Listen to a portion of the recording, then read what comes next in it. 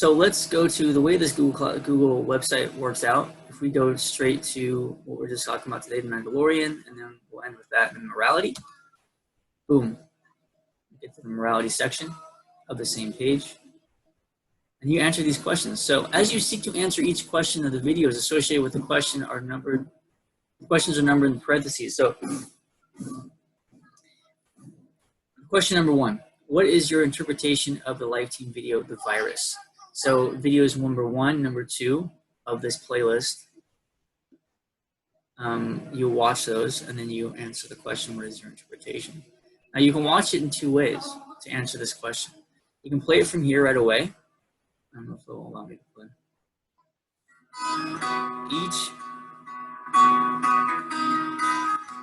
Each playlist starts with this. Divine Creator, true source of light and fountain This of is wisdom. the prayer for students, as you can see. Pour forth your brilliance upon my dense intellect. Dissipate the darkness which covers me. By That of Spirit sin Juice. and of ignorance. Grant me a penetrating mind to understand. A retentive memory. Now what's cool about this is that you can play this here, and you can see all the videos, or you can play it at YouTube, on YouTube itself. And so that way you do that, you just click right here and open up a new page naturally, and I'll start playing. If you want to see the entire thing. And you have the entire playlist for you. And abundant grace in expressing myself. Excited of that. And so I would have to watch videos 1 and 2. I feel like The Virus is actually appropriate for morality because of the content that's actually discussed within the video, but also because they have masks on and there's a lot of quarantine sanitation going on right now at home, and you know, I just think it's appropriate for now. Actually, I should probably open up a YouTube so I can discuss every single video. Pause. Okay. And then right here it says, what is the relationship between happiness and morality, and what is the source? So this you find the answer in videos 3 to 6. And so you go to video playlist 3, 4, 5, and 6. Mystic Institute 3-minute theology are the ones you'll be watching right here. What's really cool about 3-minute theology is that within a 3-minute time frame, or a little bit more here, right, 3:38, you'll have answers to what is the moral life from the church's perspective.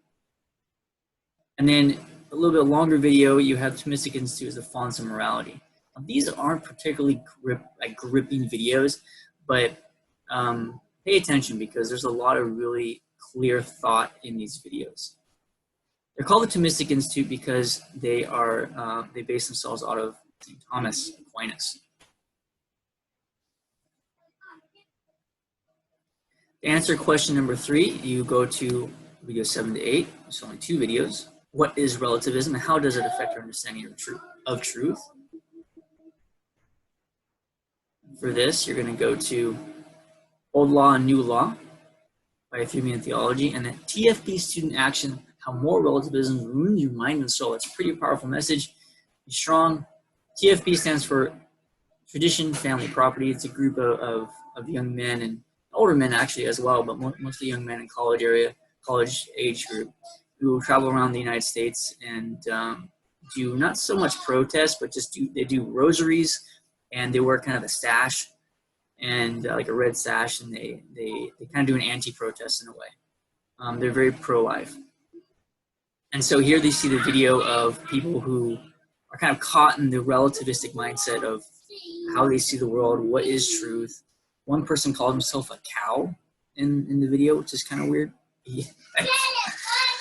It's really weird. I think the question is asked, if everybody around you told you you're a cow, would you be a cow? And the guy said, yeah, I pretty much would be. And it was like, what? How do you get someone to say that? It's weird. But that's what relativism gets you. And to kind of understand it more, that's what that video is about. And Old Law versus New Law 3-minute theology. I believe it's about the Old Testament versus New Testament. I may not I haven't watched that video in a while. Rafa can probably correct me. Videos 10 to 11, answer number 4. And then number 5 is choose the one deadly sin, explain how your habits and virtues help us to fight the sin. And so this is interesting. So the 7 deadly sin videos are discussed in only 2 videos in their full entirety. And so you see moral and venial sin, and then 7 deadly sins by Catholic Central. Catholic Central is fantastic. They put a lot of stuff in a short period of time. Fantastic resource. But then where are all these other videos? Well, even though in a pithy, very short way, 7 deadly sins are discussed with the 8-minute video, you have from 3-minute theology, one of each of these 7 deadly sins discussed in a full 3-minute plus video. And so once you go through the 7 deadly sins, you want to choose a specific one to discuss or to write about in your answer. You can choose envy, gluttony, and then you just watch the 3-minute video on that, and you're good to go.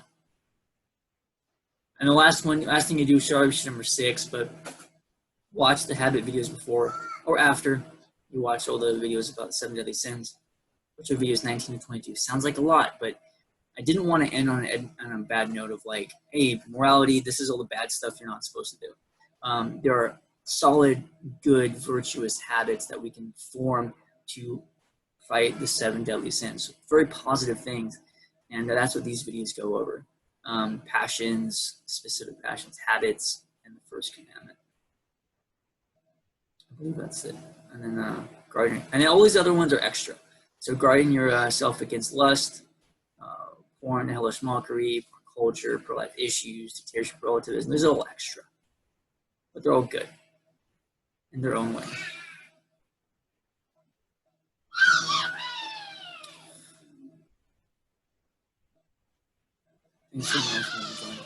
So yeah, so that's morality playlist. It's a really good playlist. It's not super gripping because it's about morality, but it's a playlist that's really good nonetheless. Especially right now when we're trying to discern what is morally good with regards to our behavior when we're not accountable to people that we're at school with. We're not accountable to the people that we're constantly our coaches and such because we're at home. Okay, so I'll end with 626. So what am I supposed to do next? Mandalorian. So it is. May the 4th be with you. It's Star Wars Day. So I wanted to add this. Who is this guy? This is Father Roderick Flanagan. Father Roderick is a really, really cool priest. I first got wind of him, I think, when I was really diving into some podcast that he created, which was him going through some Middle Earth game from Lord of the Rings.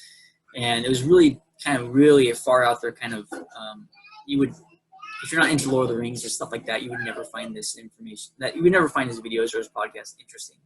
But he's grown over the years, and he's done some really cool reviews on movies, and he has a lot of interesting stuff about Star Wars. I thought this was very appropriate because he finds a lot of Catholic stuff from The Mandalorian. And he has made a review on each of the episodes of The Mandalorian. You can see him right here.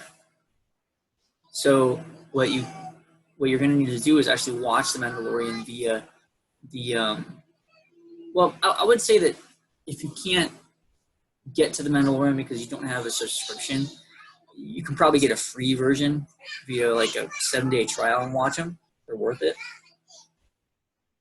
But you could also just watch the reviews. I would highly suggest not to, because you want to be in the storytelling environment so you can understand where Father Roderick is coming from. You don't want to just hear a review of it and get everything spoiled, even if you don't really care about being spoiled. My suggestion is to watch them. They're really not long at all. They're only 30-minute videos. 30-minute episodes or chapters. So look like an hour if you do one. If you only, you're supposed to do this. Let me go through this first. Sorry. Choose one assignment below, well, to the side, of your four available. So you have episodes 1 and 2, episodes 3 and 4, episodes 5 and 6, and episodes 7 and 8. And then watch those 2 chapters of the series, and then watching the corresponding reviews in the playlist, which is right here, are related to those episodes. And so if you do one of the assignments here, you know, if you choose the Mandalorian playlist, or yeah, if you choose that, actually you have to, my bad, sorry. When you go over here, we have these 4 options. So if you choose episode 7 and 8 or 5 and 6, if you watch the whole entire series, and you're like, I just want to do the last ones, then just go ahead and do that. It's all up to you. I highly suggest you watch them, you know, even if it's a 7-day free trial. Or it's get some friends code or something like that. I used to do that with Netflix. So if you get someone's code and just watch it on someone else's account. I probably shouldn't be encouraging that, but my bad. But it is really good. For instance, what does Father Roddick say are the steeps? Wow, I'm really good at editing. Of a hero's journey, and what is the Mandalorian's version of them? What are all the other Catholic elements that Father Roddick finds in these 2 episodes? He finds a lot. How is sin and forgiveness represented in these 2 episodes of episodes 3 and episodes 4? And what is so Christmas about these 2 episodes? Because the Mandalorian came out last winter. Episodes 5, 6, plus Father Roddick's review of both. What are the 10 clues that subvert expectations? And then the second question you have to answer is, why does the Mandalorian not take his helmet off, and how does Father Roddick relate this to Catholicism? And number 4, episode 7 and 8 videos and reviews. What does Father Roddick say are the similarities of Baby Yoda, Jesus? What are the 6 biblical elements of the last episode? Okay, so I'm told I got 10 minutes to go. And I think this is very appropriate to do, especially this week, because it is Star Wars, and Star Wars has a lot of really cool elements of father-son relationship, and light and dark, good and bad. And Catholic faith is full of that. You know, you have a lot of themes of darkness and sin, and these good elements of forgiveness, reconciliation, penance, and lessons of hope. The cross is a negative thing, but at the same time, it is also very positive because it gives hope to people. People know what it means. Really cool. I really like that he did all this. So it enables me to do my job a little bit easier. So I like the screen sharing, but I have to turn it off now because I talk too much. I have 9 minutes to go. I'm gonna stop the share and go back to video. There I am.